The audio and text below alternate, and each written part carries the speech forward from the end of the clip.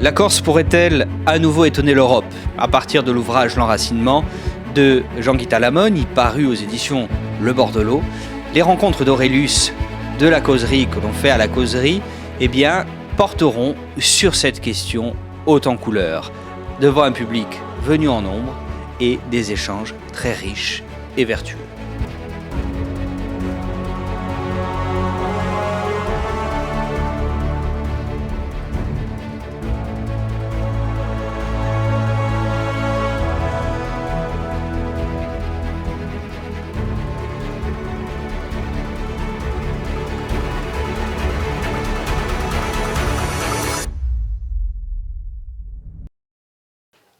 Donc pour cette première rencontre, Aurelius, les entretiens d'Aurelius, vous savez qu'il y a une fidélisation, une carte de fidélité qui est mise en place.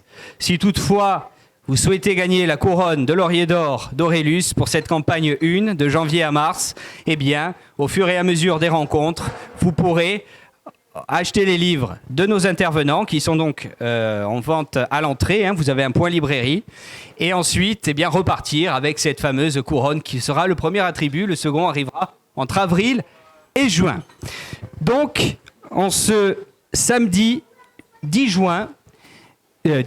janvier, c'est la chaleur de Rome, nous avons l'honneur de recevoir notre premier auteur pour notre entretien, qui est homme politique corse que vous connaissez très bien et qui est aussi auteur du livre, nous on en a deux ici, le Républicanisme corse qui est édité chez Albiane et L'Enracinement qui est édité aux éditions Le Bordelot, qui est l'objet un petit peu de notre rencontre aujourd'hui.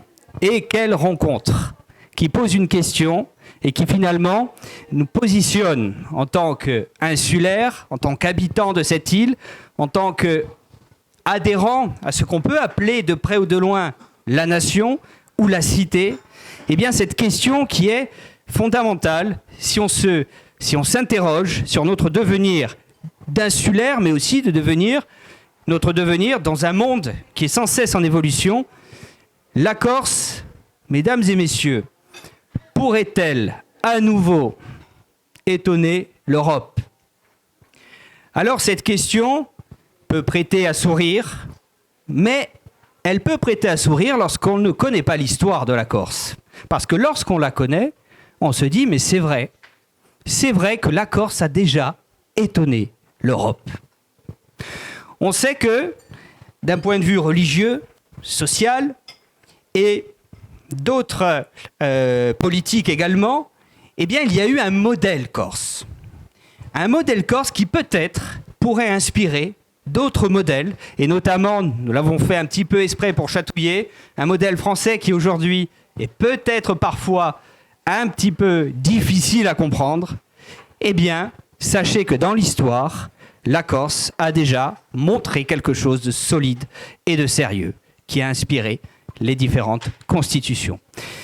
Mesdames et messieurs, merci. Et peut-être un applaudissement pour notre auteur Jean-Guy Talamone ici présent.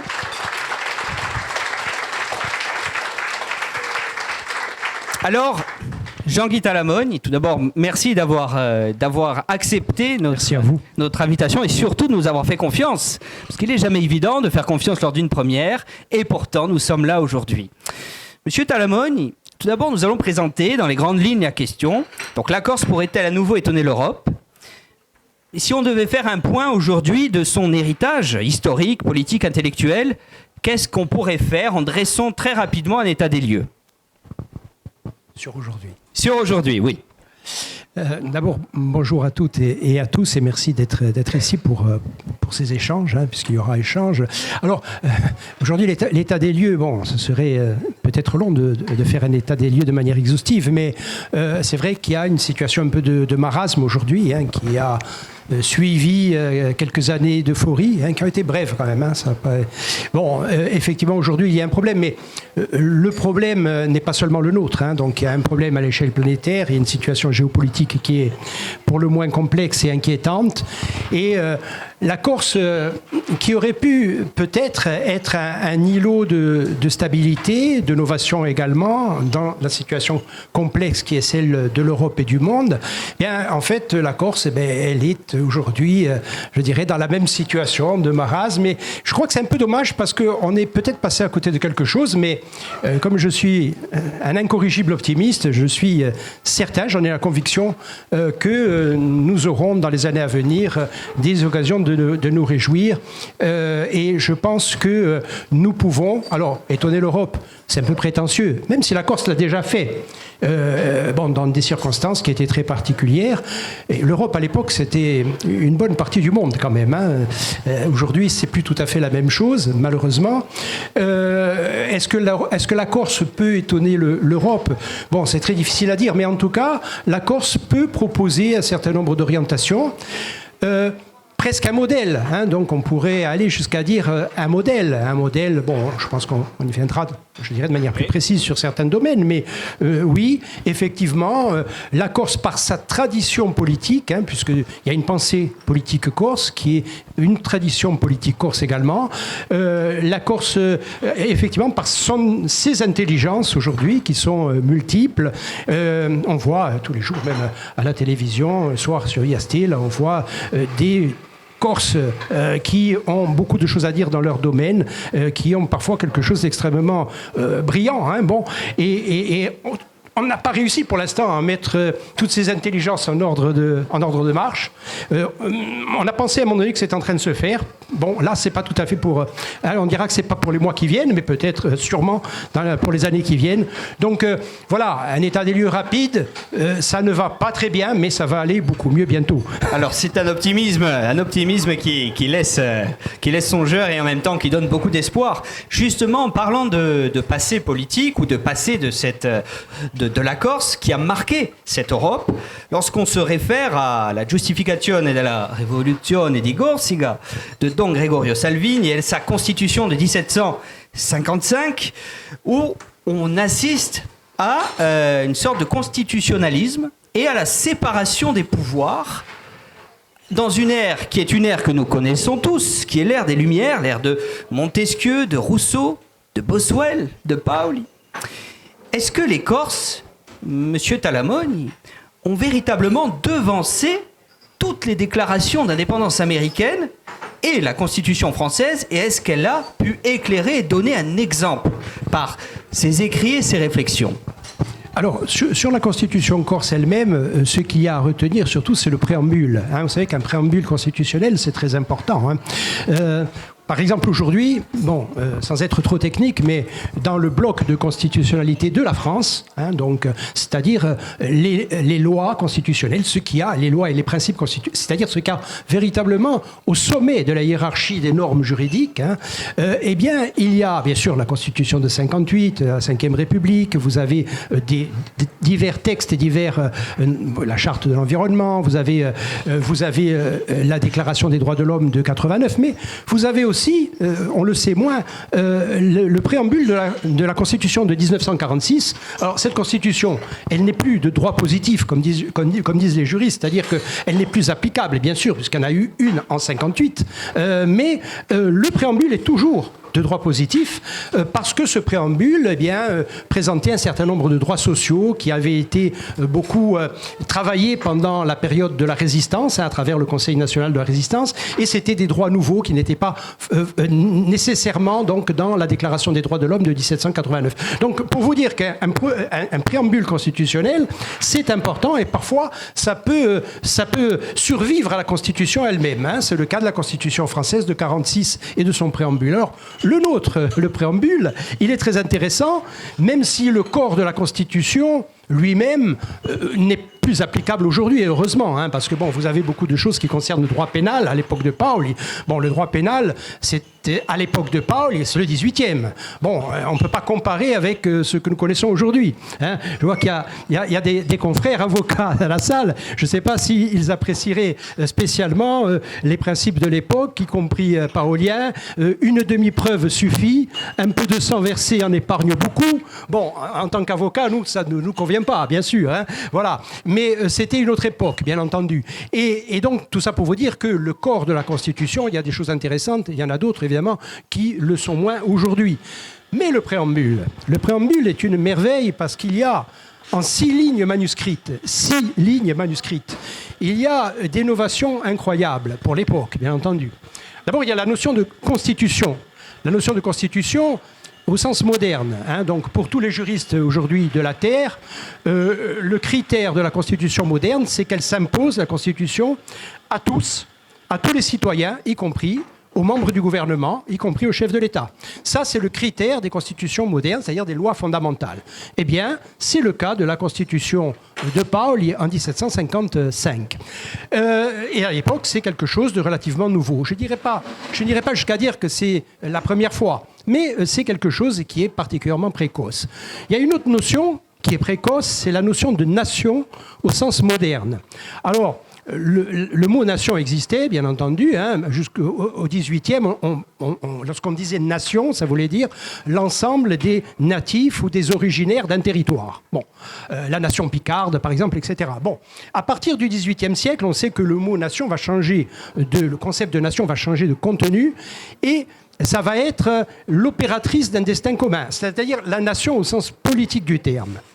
Alors là aussi, je ne vais pas dire que la Corse l'a inventé, mais dès le début de la Révolution, des révolutions de Corse, dès le début du XVIIIe siècle, on voit apparaître le mot nation avec, je dirais, sous cette acception-là, donc extrêmement moderne. Alors, est-ce que nous avons été les premiers ?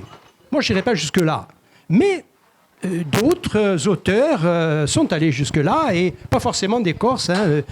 Marcel Conche, qui était un philosophe important, très important, sans doute le plus important d'ailleurs de son époque. Qui a d'ailleurs écrit sur la Corse aussi. Qui a écrit sur la Corse et qui a vécu 1 an en Corse. Hein. Marcel Conche, lui, d'ailleurs, il a disparu il y a quelques années seulement. Marcel Conche, lui, a écrit dans un de ses livres « Est-ce que la France est l'auteur du concept de nation ?»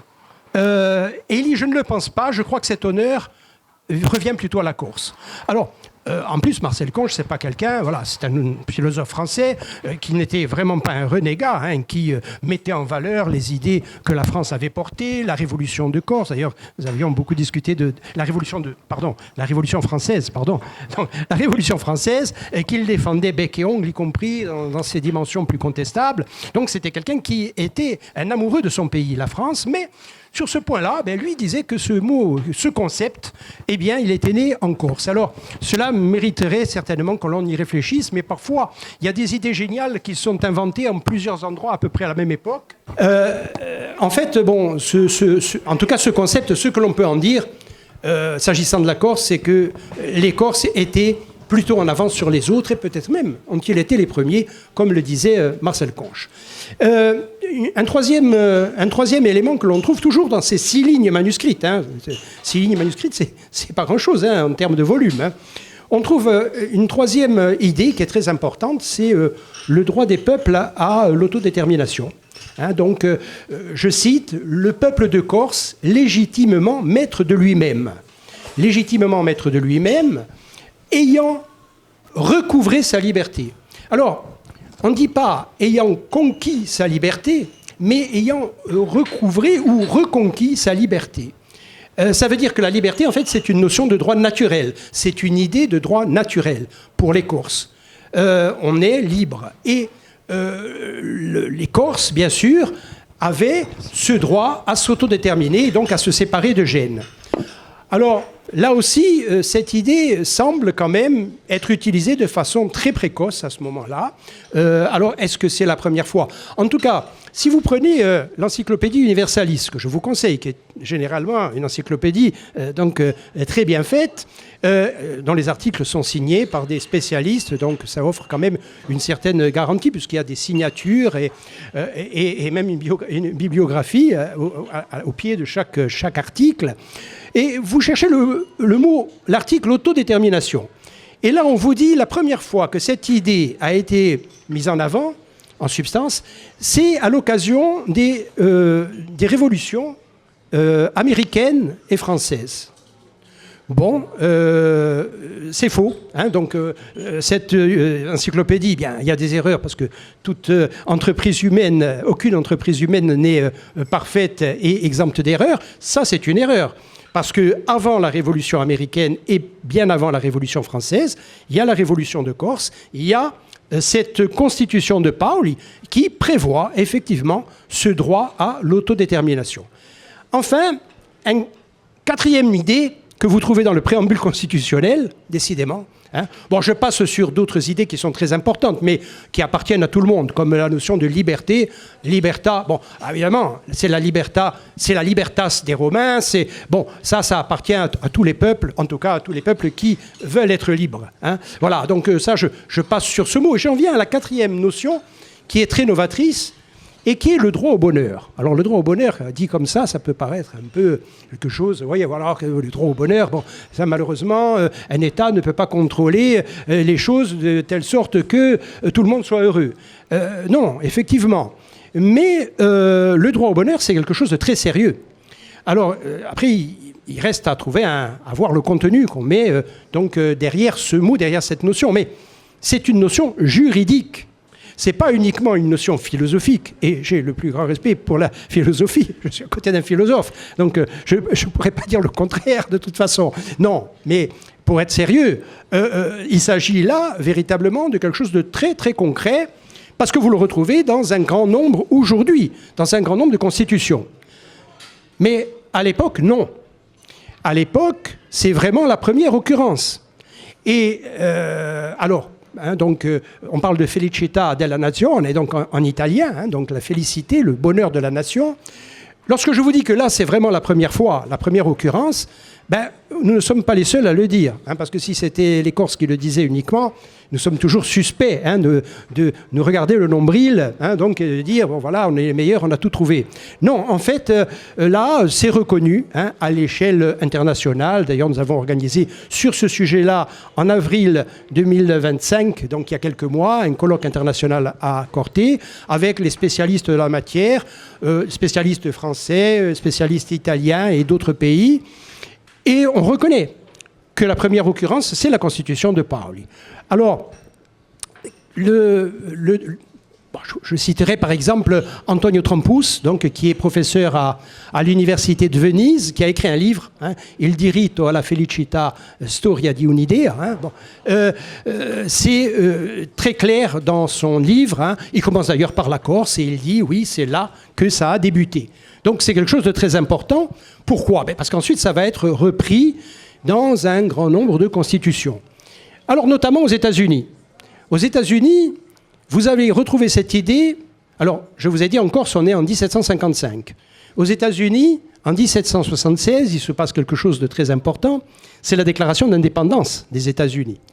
Et en 1776, dans cette déclaration d'indépendance, qui a été écrite par Jefferson largement par lui, eh bien, on trouve effectivement cette idée de droit au bonheur, hein, de droit à la poursuite du bonheur, hein, dans les termes américains.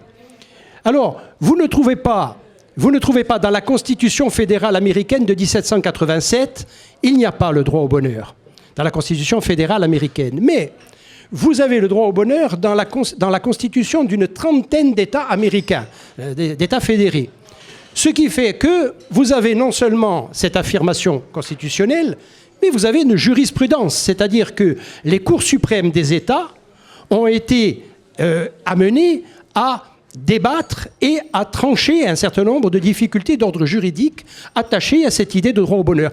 Alors, la question était simple. pour les Américains et pour les autres, mais par les Américains, par exemple, la Cour suprême de Californie, à la moitié du 19e siècle, va avoir à dire quelles sont les conséquences. Est-ce que c'est uniquement, je dirais, une affirmation de dimension rhétorique, donc, ou poétique, ou philosophique, ou bien est-ce que ça a des conséquences? Et la Cour suprême de Californie dit très clairement dans son arrêt, non, si ça a été inscrit par les pères fondateurs dans la Constitution, dans la Déclaration d'indépendance et ensuite, notamment, dans la Constitution de Californie, c'est bien pour que cela ait des conséquences sur le plan juridique. Quelles conséquences? Il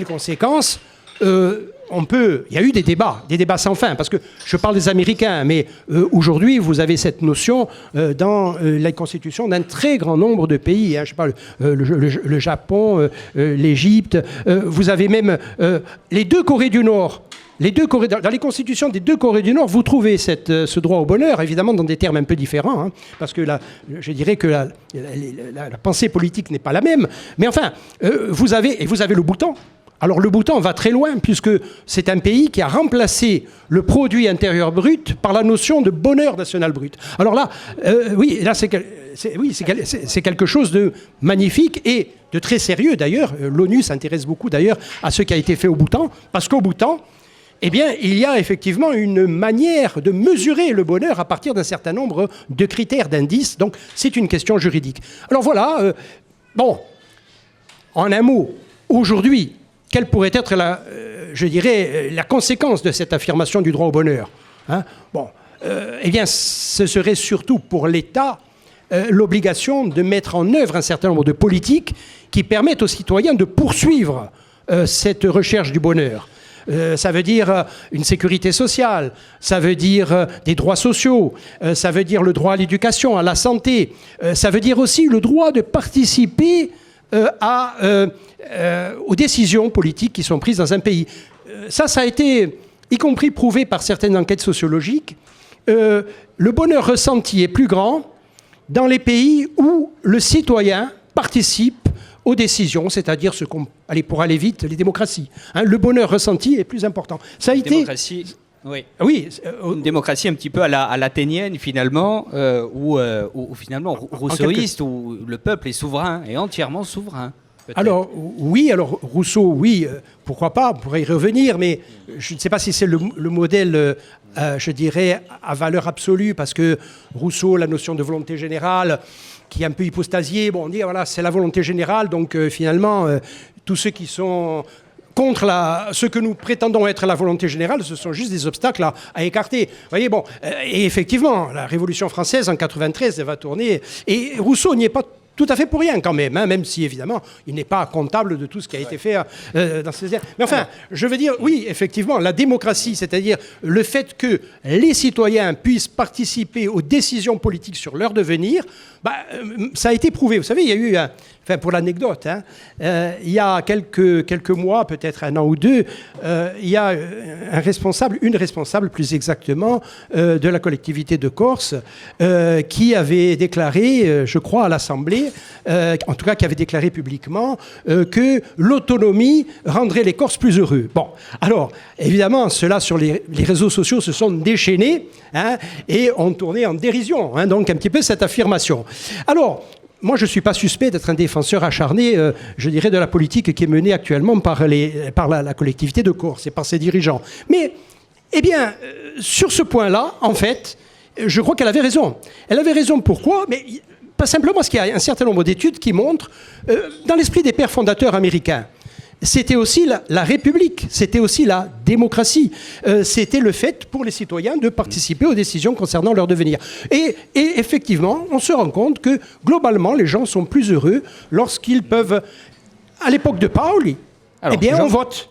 On vote. Justement, pour en revenir à l'époque de Paoli, Jean-Guy Talamogne, la Corse a-t-elle proposé un modèle éducatif? On entend aujourd'hui même parler... Aujourd'hui, on parle beaucoup de laïcité, par exemple. Est-ce qu'il y a eu un exemple corse de laïcité dans l'éducation à cette époque? Et est-ce que on parle des universités d'État, de la création de l'université à Corte, mais également de l'influence des universitaires italiens qui ont permis à la Corse de faire émerger un modèle éducatif spécifique et orienté vers la philosophie des Lumières. Oui, alors, sur la question... tout à l'heure, vous avez parlé de séparation des pouvoirs. Il faut toujours se souvenir qu'on est au XVIIIe siècle. Hein. On a parlé de séparation des pouvoirs. Bien sûr que ce n'est pas la séparation des pouvoirs comme on la conçoit nous aujourd'hui. Hein, par exemple, le législatif, l'exécutif et le judiciaire. Bien, le judiciaire, à l'époque de Paoli, est largement entre les mains de Paoli. Hein. Les choses sont très claires. Mais n'oublions pas qu'à l'époque, la Corse était en guerre. Hein. Donc, la séparation des pouvoirs, ce n'est pas celle que nous connaissons, nous, aujourd'hui, ou que nous recherchons, nous, aujourd'hui, hein, dans le cadre des pays démocratiques. La laïcité. Alors, la laïcité, effectivement, c'est un sujet très, très intéressant. Paoli a une conception de la laïcité, parce que, les laïcités... en fait, ont été créés à partir du siècle des Lumières, à partir du XVIIIe, et par différents pays qui ont différentes notions de la laïcité. Alors nous, aujourd'hui, nous sommes juridiquement dans l'ambiance de la laïcité française, qui est une forme de laïcité particulière, que l'on peut apprécier moins, tout dépend des points de vue. Mais en tout cas, ça n'est pas toute la laïcité. Hein, ce que les Français appellent la laïcité de combat, hein, et que des chercheurs américains, notamment de la Brookings Institutions, baptisent plutôt laïcité virulente. Hein, donc, vous voyez tout de suite, là, il y a une petite connotation péjorative. Donc, c'est pas toute la laïcité. C'est pas la laïcité américaine. C'est pas la laïcité italienne, hein, parce que, en Italie, il y a la laïcité. Il y a la laïcità, hein, donc, qui est affirmée par la Cour constitutionnelle de façon tout à fait claire. Bien. Mais cela n'empêche pas que dans les salles de classe, dans les chambres d'hôpitaux et également dans les tribunaux, hein, ce qui est peut-être encore plus étonnant pour nous qui sommes dans un cadre juridique français, il y a des crucifix. Il y a des crucifix. Et il y a des crucifix, cela a été assumé par les juridictions italiennes il y a quelques années, mais plus que ça. Il y a eu en fait un procès qui avait été intenté par une mère d'élèves, d'écoliers, parce qu'elle voulait faire retirer le crucifix qu'il y avait dans la salle de classe de son fils. Alors, là, on a eu tous les recours internes au droit italien qui ont été mis en route jusqu'au Conseil d'État italien. Le Conseil d'État a donné raison à l'administration contre cette mère d'élèves. Et puis, la Cour européenne des droits de l'homme a confirmé la position italienne. Hein, ce qui n'était pas évident. La Cour européenne, parce que c'est allé jusqu'à la Cour européenne des droits de l'homme. Donc ça veut dire que la laïcité italienne, qui est très différente de la laïcité française, elle a été validée par la Cour européenne des droits de l'homme. Alors, ce qui est intéressant, c'est ce que nous dit le Conseil d'État italien. Le Conseil d'État italien qui a eu donc à trancher aussi cette question avant la Cour européenne des droits de l'homme. Le Conseil d'État italien nous dit le crucifix, en fait, il est porteur de valeurs et il est pertinent pour porter y compris les valeurs républicaines. Et c'est dit en toutes lettres. C'est-à-dire le respect de l'altérité, la liberté individuelle, bien toutes ces valeurs qui sont des valeurs républicaines, mais qui peuvent être aussi symbolisées par le crucifix. Voilà ce que nous dit. Alors c'est très étonnant, parce qu'évidemment, dans le cadre du droit français, ce serait hérétique. Je ne pense pas que le Conseil d'État français pourrait demain écrire une chose dans une décision. Ça m'étonnerait véritablement. Mais donc, la laïcité corse, là-dedans, la laïcité corse, elle s'est développée au même moment, c'est-à-dire dans le siècle des Lumières. Elle n'était pas dans un cadre français à ce moment-là. Elle était dans un cadre culturel italien. Culturel. Ce qui fait que la laïcité de Paoli, c'est pas la laïcité de combat. C'est une laïcité qui, évidemment, parce qu'elle est véritablement une laïcité, n'accepte pas que l'Église intervienne sur les affaires du gouvernement. Et Paoli sera très sévère avec les évêques qui, à un moment donné, vont lui mettre les bâtons dans les roues. Mais à côté de ça, Paoli va écrire au pape et va lui dire dans une lettre la Corse a la chance d'être dans le giron de la Sainte Église catholique, apostolique et romaine. Et Paoli va d'ailleurs demander la venue d'un visiteur apostolique, ce qu'il va obtenir et qui va rendre les Génois fous de rage, parce qu'effectivement, c'était une forme de reconnaissance de l'indépendance de la Corse par le Saint-Siège. Bon, mais tout ça pour dire que Paoli, eh bien, sa laïcité, c'est une laïcité séparant l'ordre ecclésial de l'ordre politique, ce qui est le minimum, mais ça n'est pas une tentative d'éjection du fait religieux, comme on le verra ensuite en France, notamment en 80... Bon, pendant la période révolutionnaire et spécialement à partir de 93, où les choses vont se raidir encore davantage. Donc, d'ailleurs, Napoléon Bonaparte, lorsqu'il va arriver aux responsabilités en France, eh bien, on dit que c'est le continuateur de la Révolution française. Sur la question de la laïcité, par exemple, c'est absolument pas le cas. Napoléon Bonaparte, il va commencer par signer un concordat. Et puis le concordat, ça ne va pas plaire aux anciens conventionnels qui sont à ses côtés, qui vont considérer ça comme une abjuration, on pourrait dire, hein, parce qu'ils ne sont pas d'accord avec le concordat. Et puis il va autoriser à faire sonner le bourdon de Notre-Dame, qui ne sonnait plus depuis des années, etc. Bon, Napoléon reconnaît dans le concordat que le catholicisme est la religion de la grande majorité des Français. Bien.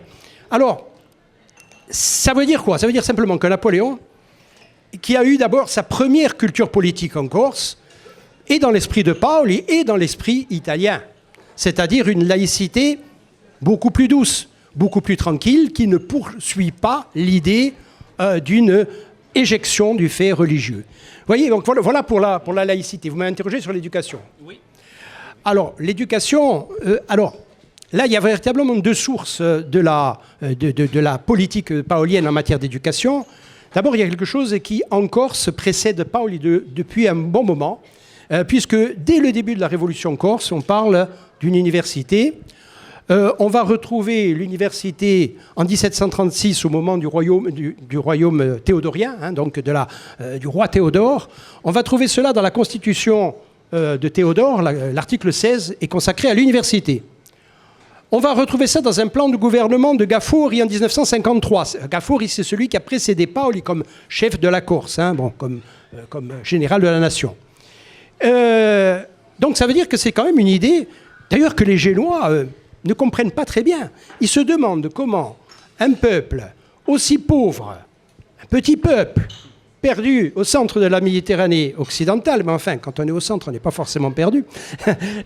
Comment ce petit peuple pauvre, ces mangeurs de pisticini, comme écrit notamment Giustiniani, hein, qui répond aux révolutionnaires corses par des textes très acides, brillants aussi d'ailleurs, mais acides, hein, les mangeurs de pisticini, parce qu'on se moque des Corses parce qu'ils sont pauvres. Les Génois, eux, sont riches. Ils disent, mais enfin, comment nous on n'a pas une université d'État et ceux-là veulent une université d'État. Ah, c'est incroyable.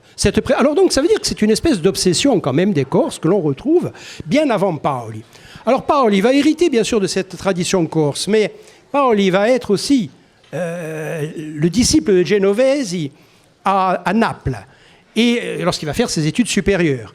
Et Genovese, c'est lui-même le disciple de Jean-Baptiste Vico. Alors on dit, dans l'université française, on dit Jean-Baptiste Vico. Il est un peu connu parce qu'il a été traduit par Michelet, Jean-Baptiste à Vico, hein, qui est aujourd'hui très connu, y compris dans l'université française, à la différence de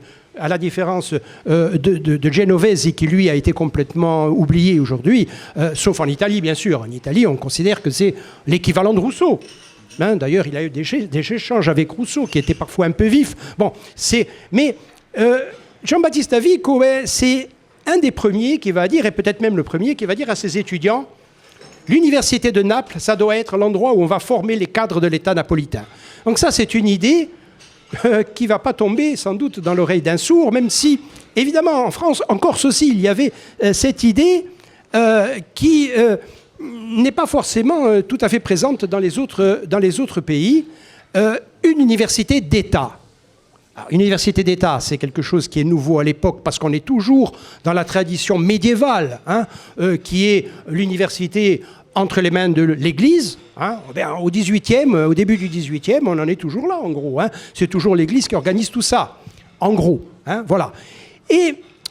donc Paoli, il a cette double influence, celle de la tradition politique corse, celle de Genovese et Jean-Baptiste Vico, et de Naples, et puis finalement, lui, il va mettre tout cela en pratique en créant en 1765 l'université de Corse, dont nous avons eu le plaisir de la voir rouvrir donc, au début des années 80, après avoir été très longtemps fermée. Alors, pendant qu'elle était fermée, ça a duré très longtemps, là aussi, il y a une espèce d'obsession. Et on voit, pendant tout le 19e siècle, les Corses, leurs élus, des élus qui n'étaient pas spécialement indépendantistes, loin de là, mais qui voulaient... alors, l'administration française, notamment le recteur Moore, qui répond, alors ça ce sont les travaux de Jacques Thiers, sur, je dirais, l'administration de l'éducation nationale française ou l'instruction publique française. Le recteur Moore, et ses amis qui disent non, mais mais les Corses, ils nous embêtent avec cette histoire d'université, mais pourquoi veulent-ils une université? Alors après, je crois que c'est Moore d'ailleurs qui dit oui, mais en fait, ce sont surtout les élus cortenais qui la veulent, et puis aussi quelques-uns qui pensent pouvoir être enseignants dans l'université. Enfin bref, il voulait en fait dire que l'université n'était réclamée que pour des besoins utilitaristes. Voilà. Donc c'est, en réalité, c'est quelque chose qui est extrêmement présent dans, bien sûr, la pensée des révolutionnaires corses, mais de façon générale, dans le cœur de beaucoup de Corses, pendant toute la période longue qui a séparé la fermeture de l'université en 1768-69 et sa réouverture au début des années 80. Donc ça, c'est vraiment quelque chose de très important. Il faut ajouter que l'université, c'est pas non plus l'alpha et l'oméga de l'éducation. Qu'en Corse, dès la fin du Moyen-Âge, on a vu des écoles s'installer, ensuite des collèges de jésuites, et que globalement, ce que nous dit par exemple Antoine-Marie Graziani, qui s'est penché sur la question, c'est que à l'époque moderne, le niveau d'éducation en Corse est équivalent aux régions européennes les plus développées à cet égard. Donc, si certains ont encore en tête le fait qu'au moment où la Corse est passée sous domination française, elle a eu la chance d'avoir une ouverture vers l'éducation, c'est totalement faux en réalité. À ce moment-là, la Corse est globalement beaucoup plus éduquée que ne l'était la France de l'époque. Je parle des citoyens, du citoyen moyen. Je ne parle pas bien sûr de l'élite parisienne. Je parle là. Mais la Corse était éduquée déjà. Donc il y a un attrait particulier, je crois, dans notre culture et dans notre imaginaire pour la connaissance, pour l'éducation. Et cela, d'ailleurs, est révélé par la littérature corse, mais également par la parémiologie, par nos proverbes qui parlent souvent du livre, de l'éducation, de l'écrit, etc. Il y a un véritable rapport entre en Corse, il y a une fusion presque entre le corps et l'esprit. Quand on est au village, c'est à la fois très viscéral et à la fois très spirituel. Quand on est autour du feu, quand on est sur la place du village, on discute. Il y a quelque chose de très profondément humain et de très profondément fort, parfois violent, mais qui va puiser dans une sorte de connaissance, de passé, d'histoire, qui forge même l'esprit corse. Le fameux spiritu corse qu'on va retrouver dans les villages et que certains recherchent. En ville aussi. Exemple, en ville aussi. Et qu'on va aussi rechercher parfois en ville, bien sûr, mais aussi dans certains groupes de diaspora, à Aix-en-Provence en particulier. Je sais, j'y vais quelquefois faire des cafés philo, et on sent qu'il y a quelque chose qui est de l'ordre de la cité sans les murs. Et c'est quand même extraordinaire de voir cet héritage, sorte d'atavisme qu'on peut avoir, qu'on porte avec nous, et finalement qui fait souche à un moment donné et qui parle. Alors là, je ne vais pas être uniquement chauvin, pas forcément aux habitants de l'île, mais parfois quelque chose qui est profondément humain chez l'autre. Alors ça, c'est un petit peu de l'idéalisme, mais il y a une universalité dans la démarche, je dirais, intrinsèquement insulaire, qui est tout à fait louable et qui s'est manifestée, bien sûr, par les écoles, par les universités, l'université d'État, etc., etc. Mais Jean-Guy Talamone, peut-être qu'il serait intéressant, maintenant, de regarder notre Corse aujourd'hui. On l'a fait en préambule, et on a vu qu'il y avait des choses très intéressantes dans notre passé, qu'on véhicule encore, mais malheureusement, aujourd'hui, il semblerait que la Corse est un petit peu engluée dans des marasmes et des difficultés, conformes aux exigences du XXIe siècle, bien sûr, mais où on va se confronter à un esprit clanique, clientéliste, un esprit de parti, de banditisme, de banditisme même organisé, qui peut être un frein et vécu comme un frein au développement économique post-colonial, si je puis dire. On entend parler partout de colonisation, de peuplement, de soft power invasif. Est-ce que justement, Jean-Guy Talamogne, avec cette émergence des nouveaux courants, je dirais, de cette nouvelle pression, à la fois anthropique, mais également numérique, avec les réseaux sociaux, l'ère de la mondialisation à outrance, à travers notre petit smartphone, est-ce que l'esprit corse, dont on est si heureux, est-ce qu'il n'est pas en danger finalement ? Alors, avant de répondre à cette question précise, moi je voulais juste revenir, parce que vous avez parlé du clanisme, de l'esprit de parti, etc. Il ne faudrait pas croire que le clanisme ou l'esprit de parti, c'est quelque chose qui s'est développé aujourd'hui, parce que, au contraire, c'est quelque chose qui est structurant de l'esprit politique corse. Hein, voilà. L'esprit de parti, voilà. Alors, on a appelé ça le clan, notamment à partir du 19e siècle, on parle beaucoup de clan, et puis pendant tout le 20e siècle, et puis ensuite les nationalistes, donc à l'époque moderne, hein, années 60, 70 et 80 et jusqu'à nos jours. Hein, le clan, le nationalisme corse s'est constitué aussi contre le clan. Alors le clientélisme, c'est autre chose, c'est lié, mais c'est une notion distincte. Mais le clan, d'abord, je pense que la traduction du mot ubertido, le parti, alors c'est pas non plus le parti politique comme on l'entend en langue française ou dans d'autres langues. Ubertido, c'est pas le parti politique, c'est pas le parti socialiste ou le parti... Non, c'est pas ça. Ubertido, c'est, je dirais, un groupement de familles qui peut être très large, avec des idées qui sont parfois malléables et évolutives. C'est surtout l'attachement au chef de clan. C'est ça, finalement. Mais ça, c'est structurant de notre société. Ça fait partie de ce que nous sommes. Alors, bien sûr que... Alors ça, vous le trouvez. Hein, alors bien sûr que Paul, il va se déclarer contre l'esprit de parti. À l'époque, on ne dit pas le clan. Hein, on dit l'esprit de parti. Mais l'esprit de parti, Paul lui-même est imprégné de l'esprit de parti. Hein, lui-même fait partie d'un parti, c'est-à-dire d'un clan, hein, et son père également. Donc, le problème, c'est qu'à partir du 19e et de l'introduction de l'administration française en Corse, eh bien, il va y avoir une espèce de syncrétisme entre l'esprit de parti traditionnel en Corse et tout ce que peut amener en bien ou en mal l'administration.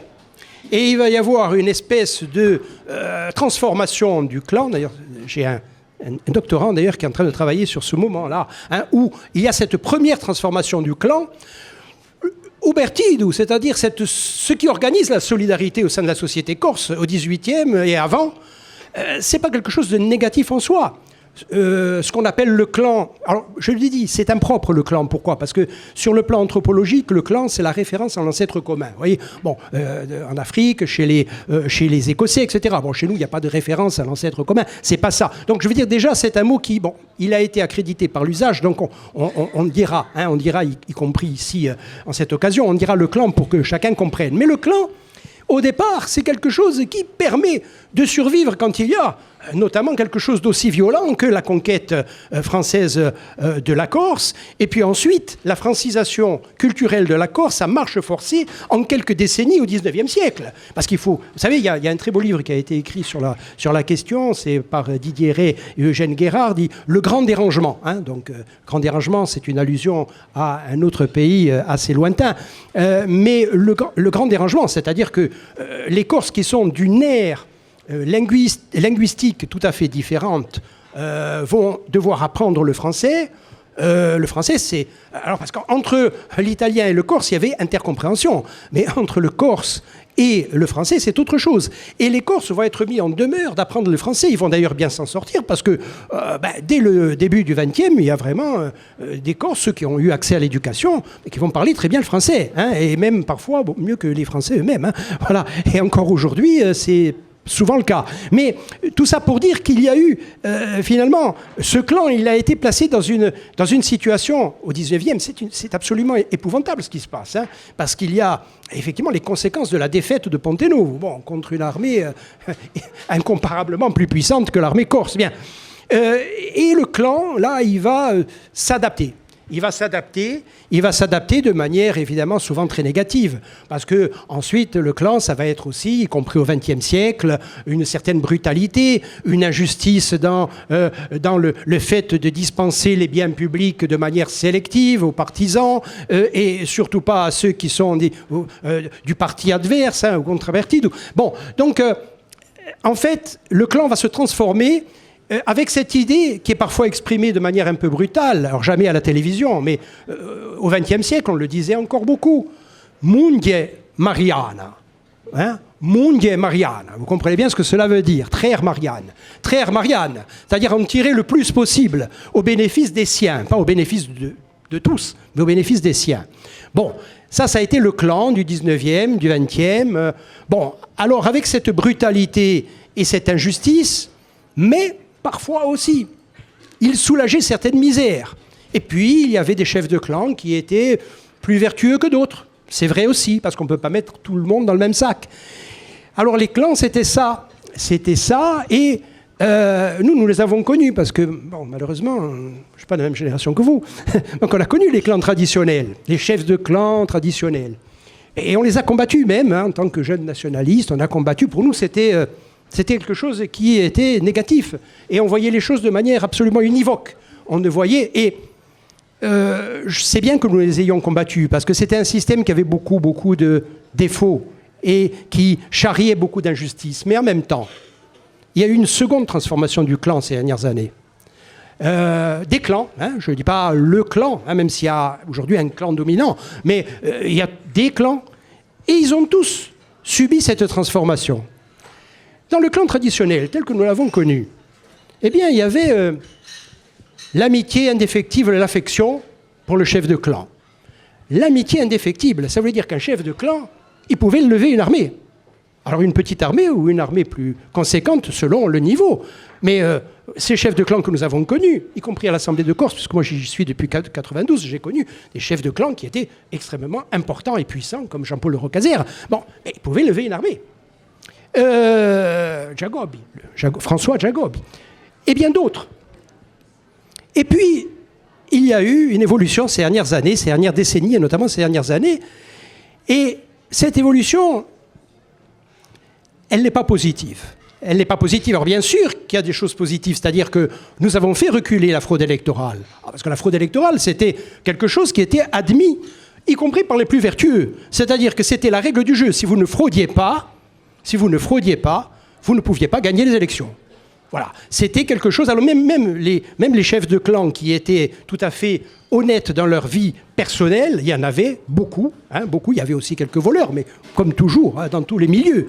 Mais la plupart d'ailleurs étaient assez vertueux dans leur vie de tous les jours, dans leur vie personnelle. Ils n'auraient pas volé un franc, hein, à l'époque c'était des francs, ils n'auraient pas volé un franc à quelqu'un.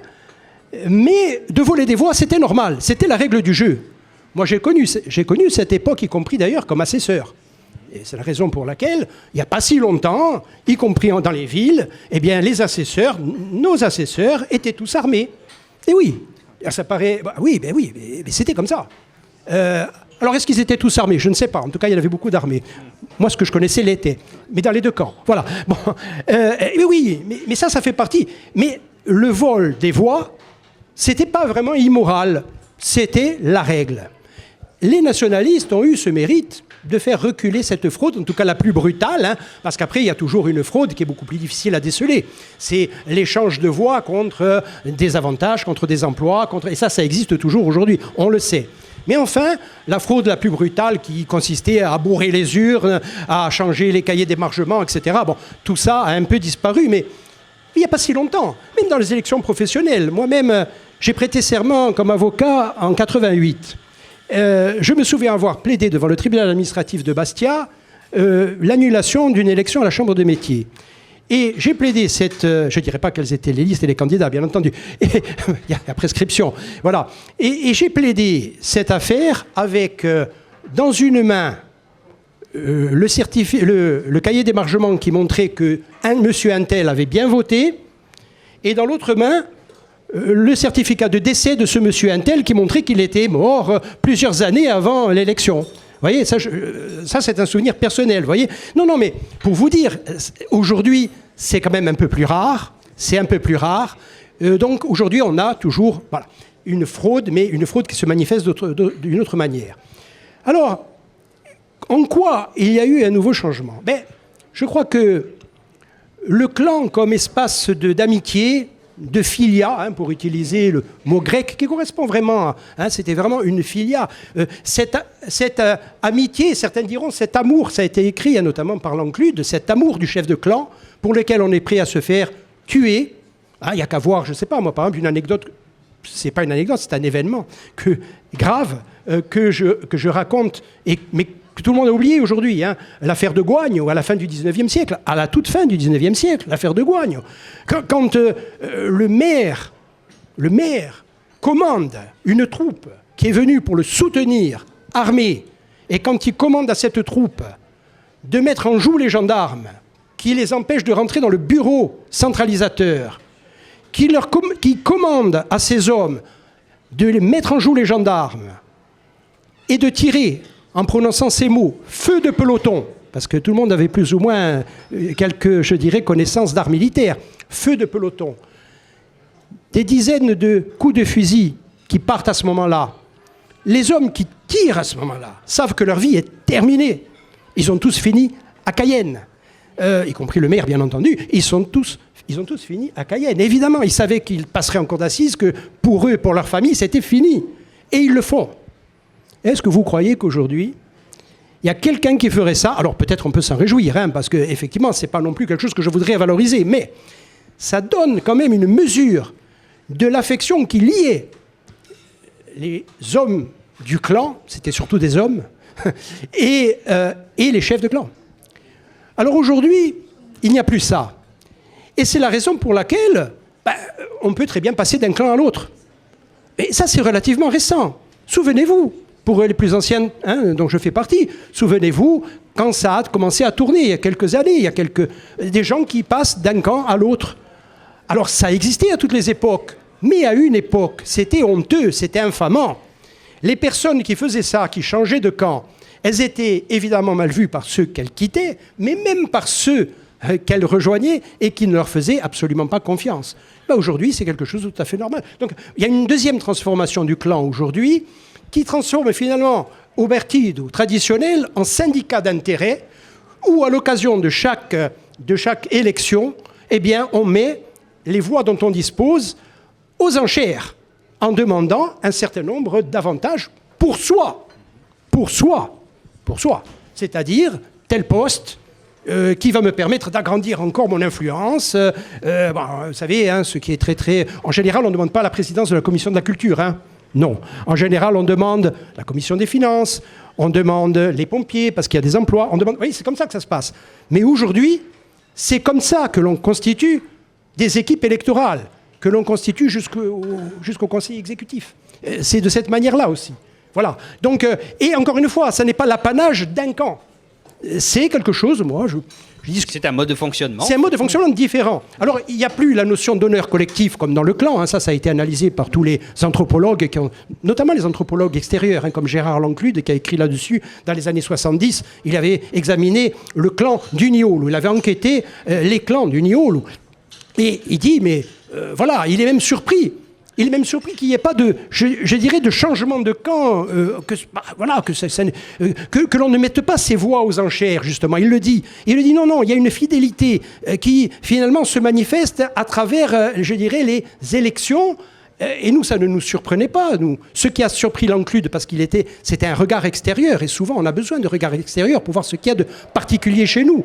Nous, on savait que c'était comme ça. On savait très bien que le clan, ce n'était pas non plus un syndicat d'intérêt à l'époque. Aujourd'hui, le clan est devenu un syndicat d'intérêt. Donc c'est la deuxième transformation du clan, à mon avis, qui n'est pas très positive et qui nous fait regretter le clan traditionnel. Voilà. Jean-Guy Talamoni, donc on a vu ce clan. On n'a pas beaucoup parlé de cette question liée à la colonisation de peuplement, par exemple, mais peut-être qu'on peut laisser ça dans la découverte de votre livre. Une dernière question avant que nous puissions clôturer ce premier entretien. Une dernière question qui pourrait ouvrir sur l'avenir, Jean-Guy Talamoni, puisque est-ce qu'on peut imaginer, donc on a fait un point sur l'esprit de clan aujourd'hui, qui qui est un jeu lié aux élections, un jeu électoral essentiellement, et aujourd'hui, on peut peut-être l'envisager comme un frein à une émancipation, à quelque chose de plus libre, finalement. Jean-Guy Talamogne, est-ce qu'on peut imaginer qu'en Corse, et ça c'est... est-ce qu'on peut imaginer une sorte de retour de la gouvernance par la transcendance? Est-ce que finalement, athée comme religieuse, est-ce qu'on pourrait imaginer que la Corse puisse avoir une constitution qui la rendrait à nouveau libre et maîtresse de son destin? Puisque on a quelque chose qui est extraordinaire en Corse, c'est qu'on a une frontière géographique très bien dessinée. Autrement dit, il n'est pas compliqué d'imaginer un territoire. Et dans ce territoire, il ne peut ne pas être compliqué d'imaginer une agriculture, d'imaginer une industrie, d'imaginer une exploitation des pierres, des roches. Je ne sais pas, je ne suis pas spécialiste. Mais, Jean-Guy Talamogne, pourquoi aujourd'hui, est-ce que c'est l'esprit de clan, par exemple, pourquoi on n'arrive pas à donner à la Corse une nouvelle constitution qui serait d'une part empreinte de son passé riche et réfléchi, et d'autre part qui prendrait en compte toute la réalité sociale, sociétale d'aujourd'hui, et puis les ambivalences qu'on peut rencontrer, les problèmes, etc. Est-ce que ça c'est possible selon vous dans un avenir, Jean-Guy Talamogne? Oui, bien sûr, je vais dire oui. Je vais expliquer en 2 mots pourquoi. Bon, d'abord, je crois qu'il ne faut pas non plus penser que la Corse de demain va ressembler à celle du 18e. Bon, ce qu'il faut retrouver, c'est peut-être un certain esprit, mais évidemment pas les mêmes dispositions juridiques, les mêmes dispositifs juridiques. Bon, cela dit, la Constitution de Paoli, elle avait quand même quelque chose d'intéressant, c'est qu'elle était relativement complexe pour l'époque, parce qu'à l'époque, il n'y avait pas beaucoup de constitutions démocratiques. Elle était relativement complexe. Paoli l'a rédigée, et pourtant, il a été lui-même, à un moment donné, il a été empêché par cette même Constitution. À un moment donné, il va demander un droit de veto sur les lois votées par la consulte, c'est-à-dire par le législatif, et la consulte va refuser le droit de veto. Il va lui donner simplement un veto suspensif, mais pas un veto, je dirais, définitif. Donc, vous voyez que c'est intéressant. Et moi, je plaide, quand on me demande mon avis, ça arrive de temps en temps, bon, voilà, en tant qu'ancien président de l'Assemblée notamment, ou en tant qu'universitaire, moi je plaide pour la complexité institutionnelle. Pas pour la simplification institutionnelle. Alors bien sûr qu'il faut simplifier ce qui est simplifiable, mais les institutions démocratiques sont nécessairement complexes avec des pouvoirs, des contre-pouvoirs, avec des corps intermédiaires. Le clan n'était-il pas un corps intermédiaire? La Chambre de commerce n'était-elle pas un corps intermédiaire? Je ferme la parenthèse et je passe à la suite. Donc la complexité institutionnelle, c'est important et c'est consubstantiel à la démocratie. Les Américains ont une vieille constitution qui date de 1787. Elle est très complexe. Elle est très complexe. Alors, ils l'ont amendée, mais ils ont toujours la même. Bon, en France, il y a eu 5 républiques. La 5e, et on pense déjà à la 6e, d'autant que ce n'est pas très stable actuellement. Les Américains ont une constitution... Moi, je suis un admirateur de la constitution américaine, véritablement. Je ne suis pas un admirateur de tout ce que font les Américains, mais je suis véritablement un admirateur de la constitution américaine qui a été pensée de manière incroyable. La constitution en Corse, elle est aussi assez complexe, et en tout cas... elle ne met pas tous les pouvoirs entre les mêmes mains. Alors ça, c'est la simplification ultime. Tous les pouvoirs entre les mêmes mains. Et là, alors, on voit les choses comme elles sont faites. On sait qui, on sait pourquoi généralement, mais ça s'appelle la dictature. Donc, moi, je sais que j'avais eu l'occasion, quand j'étais en fonction, de discuter avec des Gilets jaunes, que j'avais reçus très volontiers. J'ai eu des heures de discussion à plusieurs reprises avec les Gilets jaunes. Et il y avait quelque chose qui revenait dans leur discours, c'était le RIC, le référendum d'initiative citoyenne. Et moi, je leur disais, oui, mais vous voulez qu'on passe par le RIC pour tout? Ah oui, pour tout. Bon, alors évidemment, on sait très bien que c'était un mouvement qui n'avait pas eu le temps je dirais, d'élaborer un corps de doctrine, d'autant que c'était un mouvement très divers. Mais il y avait cette idée du référendum, et finalement, du référendum sur tous les sujets. Alors je leur avais dit, bon, par exemple, on peut rétablir la peine de mort si dimanche prochain on vote. Ah oui, absolument, hein, s'il y a une majorité, etc. Bon, sachant que l'abolition de la peine de mort, ça a nécessité presque des siècles. Hein, oui, des siècles. On peut le dire, des siècles d'évolution de la société. On pense à Victor Hugo, on pense aux tentatives en France au début du XXe siècle, puis finalement, il a fallu attendre François Mitterrand et cette décision courageuse. Il n'a pas fait que des choses bien, mais ça, je crois que c'était vraiment quelque chose qui est à son actif. Et on pourrait balayer ça simplement si, au moment où il y a eu, par exemple, un drame particulièrement sordide, on va faire voter les gens et il va y avoir un vote d'impulsion, pourquoi pas, et on va effacer toute une évolution qui a pris plusieurs siècles. Bon, est-ce que c'est la démocratie? Non, ça n'est pas la démocratie. La démocratie, ça n'est pas que le vote. C'est un ensemble, et c'est un ensemble complexe. Donc, pour la Corse de demain, moi, je pense qu'il faut aller vers une certaine complexité avec des pouvoirs et des contre-pouvoirs, pas avec un homme providentiel, parce qu'actuellement, en France, on cherche un homme providentiel. On parle du général de Villiers, etc. Bon, je veux dire, ce discours, c'est affable à l'orse. Bon, j'ai cherché le général de Villiers comme un petit peu une dictature à la romaine, on dirait, pendant une période. Mais vous savez, la dictature à la romaine, après, ça peut durer. C'est pas tout le monde n'est pas Cincinnatus, et tout le monde n'a pas envie de retourner à sa charrue. Donc, c'est quand même quelque chose d'un petit peu délicat. Mais je crois qu'une constitution corse dans l'avenir ne pourrait être que ça. Vous avez abordé la question économique. Elle est centrale aussi. Elle est centrale parce que, effectivement, on ne peut pas construire une Corse ni autonome ni indépendante sans avoir une économie. La Corse est riche de potentialités, elle a été appauvrie par les politiques qui ont été menées.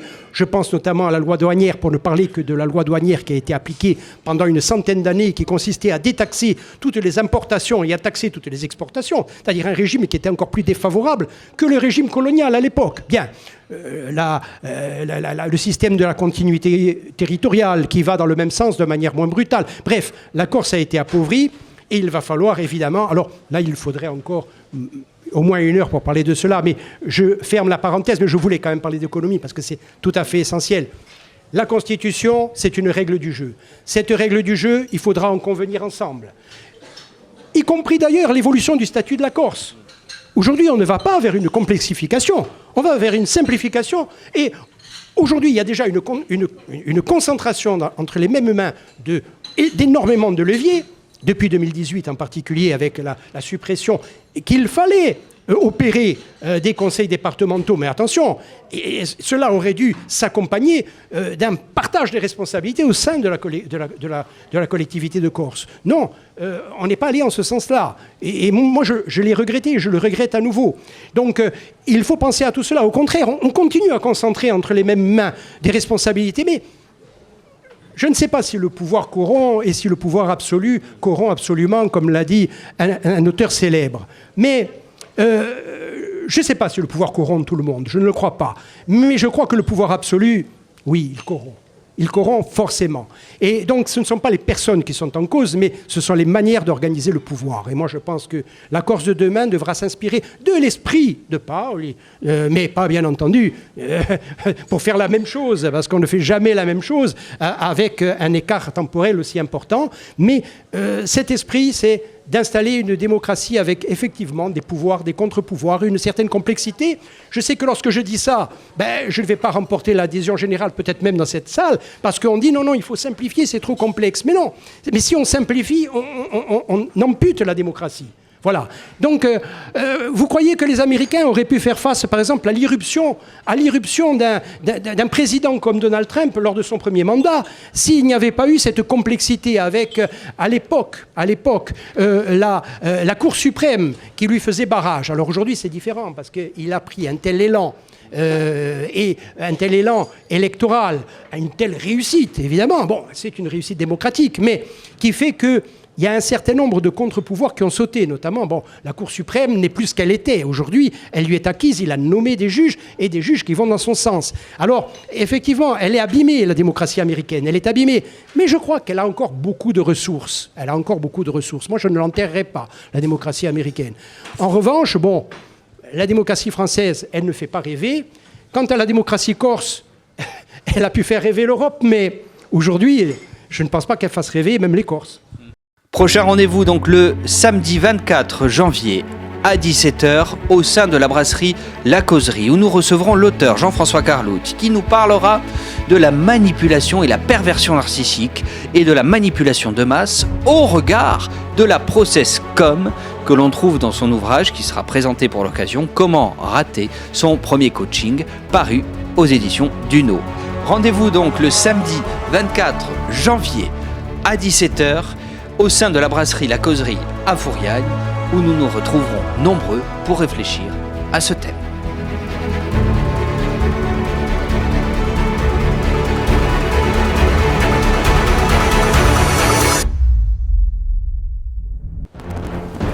Citoyens, voyageurs, philosophes, je viens de l'époque de Marc Aurèle. Voici la couronne de laurier d'or. On dit qu'elle confère force, puissance et goodies à celui qui la possède. Assistez aux 5 entretiens d'Aurélie et repartez avec les 5 livres sacrés. Et la couronne sera vôtre. Bon courage, citoyens. Ave Aurelius, Philoshop et librairie.